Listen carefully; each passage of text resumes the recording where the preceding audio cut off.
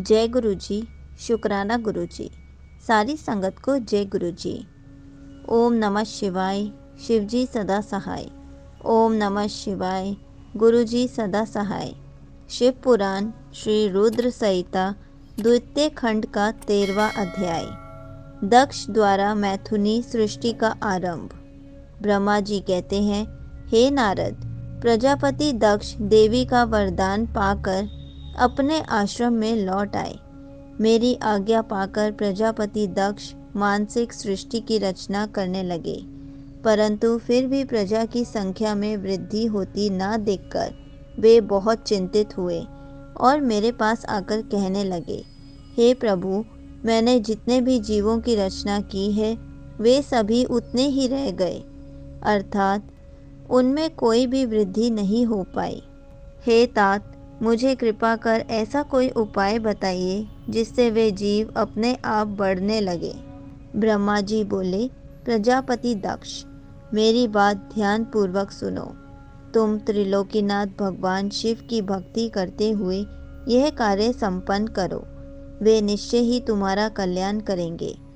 तुम प्रजापति वीरन की परम सुंदर पुत्री असिकनी से विवाह करो और स्त्री के साथ मैथुन धर्म का आश्रय लेकर प्रजा बढ़ाओ। असिकनी से तुम्हें बहुत सी संतानें प्राप्त होंगी। मेरी आज्ञा के अनुसार दक्ष ने वीरण की पुत्री असिकनी से विवाह कर लिया। उनकी पत्नी के गर्भ से उन्हें 10,000 पुत्रों की प्राप्ति हुई। ये हर्यश्व नाम से जाने गए। सभी पुत्र धर्म के पथ पर चलने वाले थे। एक दिन अपने पिता दक्ष से उन्हें प्रजा की सृष्टि करने का आदेश मिला। तब इस उद्देश्य से तपस्या करने के लिए वे पश्चिम दिशा में स्थित नारायण सर नामक तीर्थ पर गए। वहाँ सिंधु नदी व समुद्र का संगम हुआ है। उस पवित्र तीर्थ के जल के स्पर्श से उनका मन उज्जवल और ज्ञान से संपन्न हो गया। वे उसी स्थान पर प्रजा की वृद्धि के लिए तप करने लगे। नारद, इस बात को जानने के बाद तुम श्री हरि विष्णु की इच्छा से उनके पास गए और बोले, दक्ष पुत्र हर्यश्वगण, तुम पृथ्वी का अंत देखे बिना सृष्टि की रचना करने के लिए कैसे उद्यत हो गए।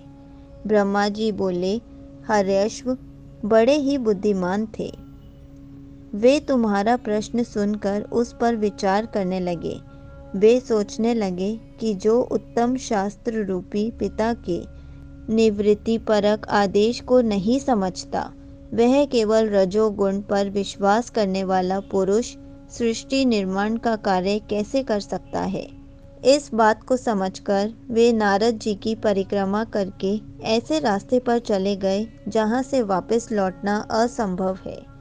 जब प्रजापति दक्ष को यह पता चला कि उनके सभी पुत्र नारद से शिक्षा पाकर मेरी आज्ञा को भूलकर ऐसे स्थान पर चले गए जहाँ से लौटा नहीं जा सकता, तो दक्ष इस बात से बहुत दुखी हुए। वे पुत्रों के वियोग को सह नहीं पा रहे थे। तब मैंने उन्हें बहुत समझाया और उन्हें सांत्वना दी।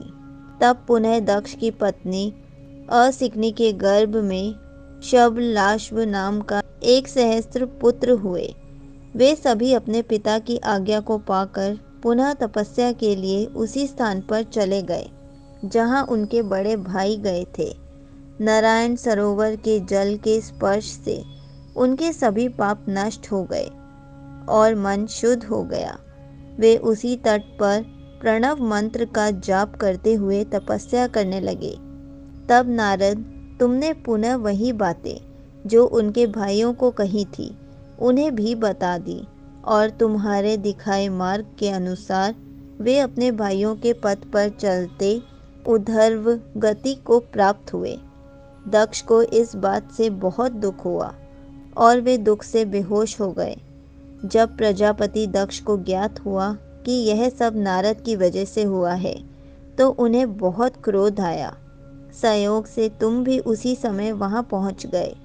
तुम्हें देखते ही क्रोध के कारण वे तुम्हारी निंदा करने लगे और तुम्हें धिक्कारने लगे। वे बोले, तुमने सिर्फ दिखाने के लिए ऋषियों का रूप धारण कर रखा है। तुमने मेरे पुत्रों को ठग कर उन्हें भिक्षुओं का मार्ग दिखाया है। तुमने लोक और परलोक दोनों के श्रेय का नाश कर दिया है। जो मनुष्य ऋषि, देव और पितृ ऋणों को उतारे बिना ही मोक्ष की इच्छा मन में लिए माता पिता को त्याग कर घर से चला जाता है, सन्यासी बन जाता है, वह अधोगति को प्राप्त हो जाता है। हे नारद, तुमने बार बार मेरा अमंगल किया है, इसलिए मैं अब तुम्हें शाप देता हूँ कि तुम कहीं भी स्थिर नहीं रह सकोगे। तीनों लोकों में विचरते हुए तुम्हारा पैर कहीं भी स्थिर नहीं रहेगा, अर्थात तुम्हें ठहरने के लिए सुस्थिर ठिकाना नहीं मिलेगा। नारद, यद्यपि तुम साधु पुरुषों द्वारा सम्मानित हो, परंतु तुम्हें शोकवश दक्ष ने ऐसा शाप दिया जिसे तुमने शांत मन से ग्रहण कर लिया और तुम्हारे मन में किसी प्रकार का विकार नहीं आया। संगत जी, यहीं पर शिव पुराण श्री रुद्र संहिता द्वितीय खंड का 13वां अध्याय समाप्त होता है। जय गुरु जी। शुक्राना गुरु जी।